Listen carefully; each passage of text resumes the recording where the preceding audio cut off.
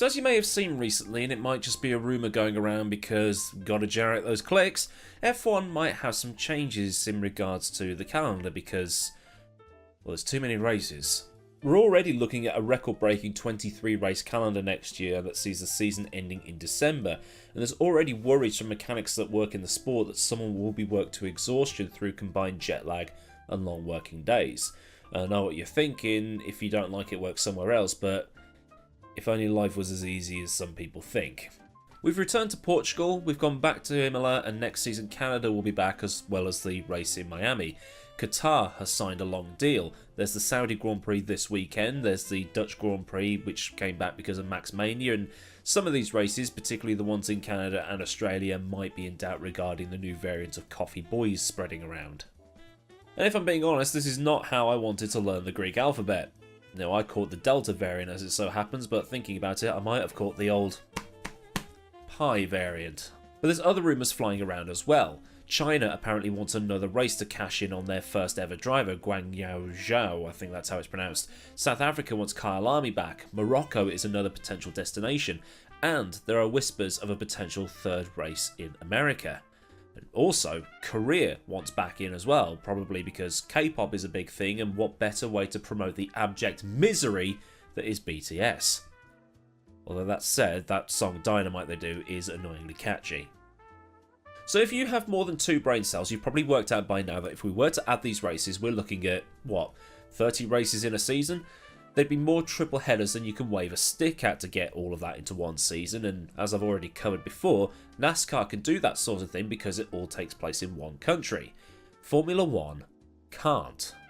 At least not without sending A and B engineering teams out there and building more cars. The sport's expensive enough as it already is, and even if they did have the money to hire that extra engineering staff, where do you find them? You know, they're not going to hire some 24-year-old fresh out of a master's degree. They want results, and they want them yesterday. So what's the solution? Well, the solution is a one-in, one-out policy. Formula 1 is proposing a rotation system where one circuit hosts 1 year, and then the year after, another circuit gets a turn.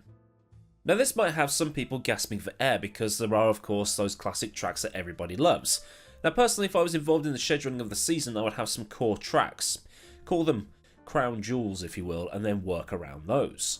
So under my system, the crown jewel events would be the British Grand Prix, Monaco Grand Prix, Belgian Grand Prix, Italian Grand Prix, and the Brazilian Grand Prix. You can then make some concessions with some of the long-time staples of the calendar such as Hungary, Canada, maybe Australia, and also Japan. Then the rest, you just fill in the calendar with the rest of the tracks, but again, if only it were that easy. So here's my proposed example calendar, because people might be interested in that sort of stuff, and I've limited it to 20 races because that seems to be the right amount, so we're not racing every week or having such a cramped schedule. So you have the first 3 races of the season being the typical flyaway races in Australia, China and Bahrain that sort of make a streamlined route back to Europe, and then have the San Marino Grand Prix at Imola, or whatever it's called these days.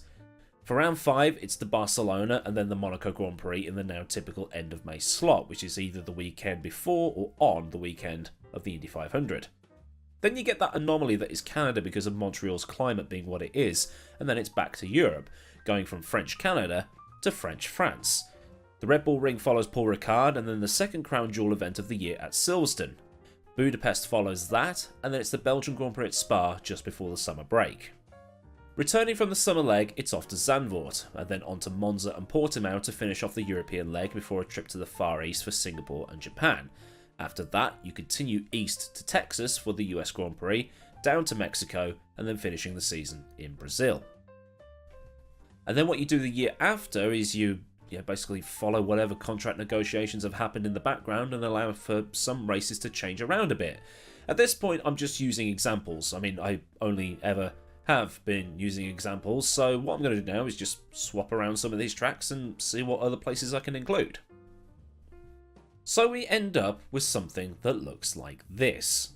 And just in case this has been a bit confusing for you, rounds 2 and 3 have changed, so Bahrain now becomes round 2 and Qatar joins it on that Middle Eastern bunny hop on the way back to Europe. You've then got Portimao replacing Imola, and Imola goes later on in the season replacing Zandvoort for round 13. Sochi moves into Portimao's old spot and Korea takes round 16, replacing Singapore, while Saudi Arabia and Abu Dhabi replace the US and Mexican Grand Prix, while Brazil retains the end of season slot. Now, while this sounds like a good idea in theory, what this might result in is just a bidding war. Let's say one track is off the season for 2023 and one's in for 2024. They'll bid more so that they get on the calendar, while the track that they're potentially replacing bids more to stay, or however it works. I've probably not really thought this through, but, you know, it's an option. So what happens is the costs just go up and up and up and up until you end up with the 20 tracks that can just afford to do it anyway. You know, it's just... I don't know why I'm acting surprised at that. And none of these tracks are likely going to roll over easy for signing contracts that say something along the lines of, okay, you'll host the race this year, and this year. And then the next track it's, okay, you'll host the race in the years that that track has off, if you can follow along with what I'm trying to say here. But if they can somehow make it work, if indeed they are looking at doing this sort of system, we'll get something different every year, and the teams won't be relying on last year's data to work off. It might be 2 years that they get to see it again, race there again, or use that data again. It might be 3 years before they get to use that data again. So it might mean that the teams are less reliant on the data they have, and it might mean a slip up for one of the top teams, or maybe the underdog could have their day because that top team messed up. Which is only a good thing, right? But, you know, it's all speculation and rumour at this point, but would a revolving door of circuits be something you want to see? If it is, or if you have any other opinions on this matter, then leave them in the designated comment leaving zone underneath this video and get discussion going. It is, after all, why this series exists. And while scrolling down, if it's given you food for thought, then give the video a like, and if you're not already, subscribe and get that bell on so you never miss out on a future video from this channel. As always, there is a big thank you to the patrons of Patreon for their continued support, and if you do want to join them in giving me a monthly tip, you can do so by following the link in the description, where there's also a link to Discord, and also some vague directions to my social media. So until next time, I've been Aidan, have a cracking day wherever you live in the world, and I'll see you all again soon for another video. So until then, goodbye.